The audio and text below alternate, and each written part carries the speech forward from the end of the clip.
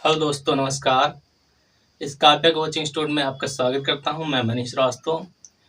दोस्तों, आज का बेहतरीन टॉपिक नागरिकता संशोधन अधिनियम। इस टॉपिक के बारे में बात करने से पहले बताना चाहेंगे कि हाँ, मुझे माफ़ करिएगा, काफ़ी दिन से मैं वीडियो नहीं डाल पा रहा था और मुझे बड़ी खुशी इस बात की है कि मेरे सब्सक्राइबर नहीं बढ़ रहे हैं, मेरा लाइक नहीं हो रहा है, मेरा कमेंट नहीं हो रहा, मेरा शेयर नहीं हो रहा। आई डोंट वांट एनीथिंग, मैं कुछ भी नहीं चाहता। मेरा वीडियो कोई एक भी देखे और कोई एक भी देख करके अगर उस वीडियो से कुछ सीखता है तो मेरे लिए बहुत बड़ी बात है। मैं नहीं चाहता खान सर बनना, मैं नहीं चाहता विनय सर बनना, मैं नहीं चाहता ओझा सर बनना, मैं कुछ नहीं बनना चाहता। बस मैं चाहता हूँ कि यार कोई तो आगे बढ़े मेरी वजह से। एक छोटा सा बच्चा भी अगर मेरी वजह से आगे बढ़ेगा, कुछ भी सिखा पाऊँगा उसको, तो मेरा जीवन धन्य है। दुनिया में यूट्यूब पे बहुत सारे टीचर पढ़े हैं, बहुत सारी चीज़ें हैं, मुझसे भी कई गुना अच्छे हैं। तो क्या करूं, बंद कर दूं सब, बंद करके बैठ जाऊं? नहीं, मुझे आपको नहीं दिखाना है, मुझे उस शख्स को दिखाना है जिस शख्स को मेरी वजह से कुछ भी सीखने का मौका मिले, चाहे वो 2 साल का बच्चा ही हो। फिर आ गया टीओडी। मैं आपको बताना बड़ा परेशान हूं। मैं क्यों परेशान हूं? क्योंकि मैं खुद तैयारी करता हूं। टीओडी लागू हो गया है, टूर ऑफ ड्यूटी। पूरी जिंदगी जो आर्मी के लिए तैयारी किया है, वो 4 साल आर्मी की नौकरी करेगा, उसके बाद क्या करेगा?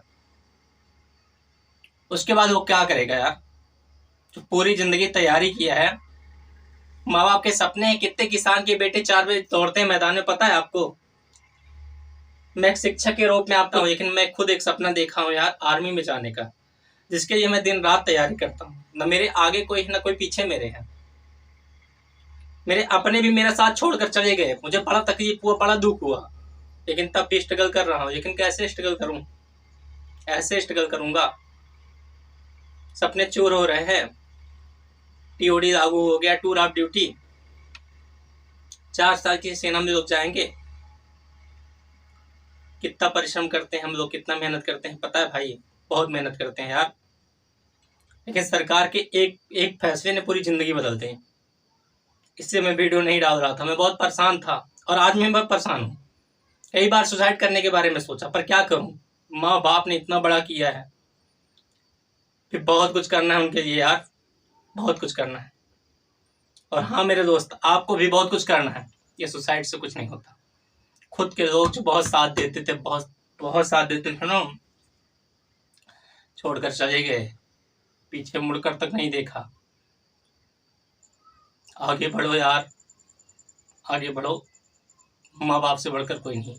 आइए स्टार्ट करते हैं आज का बेहतरीन टॉपिक, नागरिकता संशोधन अधिनियम। बात किया जाए 2019 की, 2019 में हमारा नागरिकता संशोधन अधिनियम आया था, जिस अधिनियम के अंतर्गत बहुत सारी चीजें थी, कंफ्यूजन, जैसे एनआरसी क्या होता है, सीएए क्या होता है, सीएबी क्या होता है। इन सारी कंफ्यूजन के बारे में अगर बात किया जाए तो बहुत सारी कंफ्यूजनें हैं जो हम जानते ही नहीं, और जानते नहीं आपस में झगड़ा करते हैं, और कहीं खड़े होते हैं तो फुल फॉर्म ही नहीं बता पाते हैं। तो इन सारी चीजों के बारे में मनीष बात करेंगे। आइए देखते हैं, स्टार्ट करते हैं। सीएबी क्या होता है? सीएबी का फुल फॉर्म होता है सिटीजनशिप अमेंडमेंट बिल, और जब ये राज में होता है तो इसे बिल कहते हैं। जैसे ही राष्ट्रपति इस पर सिग्नेचर करते हैं, ये एक्ट बन जाता है। एक्ट में होता है विधेयक, विधेयक में होता है कानून।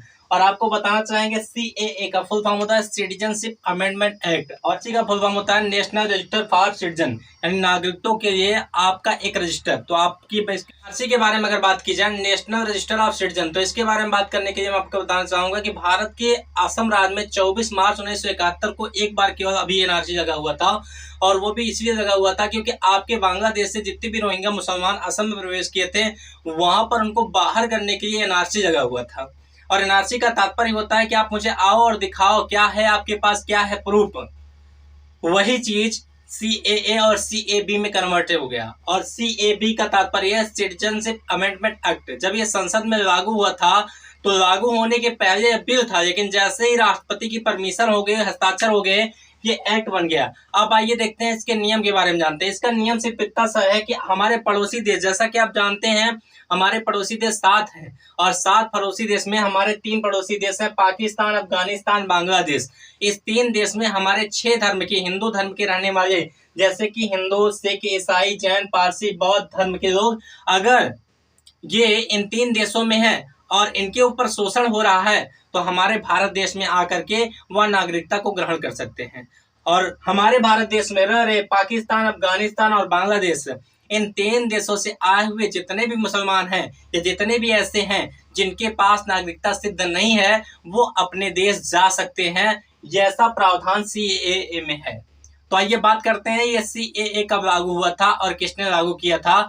तो आगे बात करते हैं संसद में गृह मंत्री अमित शाह ने इसकी प्रस्तुति की। कब दी थी? 10 दिसंबर 2019 को लोकसभा में दी थी, 11 दिसंबर 2019 को राज्यसभा में दी थी, 13 दिसंबर 2019 को इसको पारित किया गया था। जानते हैं 10 दिसंबर को लोकसभा, 11 दिसंबर को राष्ट्रपति, 12 तारीख खाली है। 12 तारीख को क्या हुआ जानते हैं?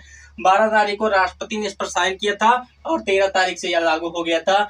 ये है एनआरसी और ये है आपका सीएए। और बात करना चाहेंगे सीए के पक्ष में 125 और विपक्ष में 95 मत पड़े हुए थे। अब आप सोच के देखिए इसमें बुरी बात क्या है। अगर हम कहीं पर रह रहे हैं तो उसकी प्रमाण होना अति आवश्यक है। अगर हम हैं इस देश के तो नागरिकता सिद्ध करिए ना।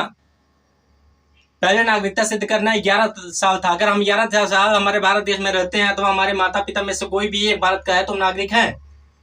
वही चीज आज 5 साल हो गई है। अगर आप भारत के नागरिक हो, 31 दिसंबर 2014 से पहले आप भारत में आए तो आप भारत के नागरिक, आपका स्वागत है। और अगर 6 धर्म के लोग, कौन कौन से? हिंदू, सिख, ईसाई, जैन, पारसी, बौद्ध धर्म के लोग, अगर जिनका शोषण हो रहा है किन देशों में? पाकिस्तान, अफगानिस्तान, बांग्लादेश, तो भारत आ सकते हैं। इसमें क्या गलत है? अगर एनआरसी आ गया, सीएए आ गया तो क्या गलती है? बहुत सारे ऐसे लोग हैं ना जो झगड़ा करते हैं और आपस में जान भी नहीं पाते कि what is the full form of CAA. Citizenship amendment act के बारे में जानते ही नहीं, इसका फुल फॉर्म नहीं जानते, आपस में झगड़ा करते हैं। भाइयों मैं आपसे निवेदन करता हूं, आपको एक चीज बताना चाहूंगा। हमारे भारत के 7 पड़ोसी देश हैं जैसा कि आप जानते हो, और 7 देश में सर्वश्रेष्ठ आपका भारत है।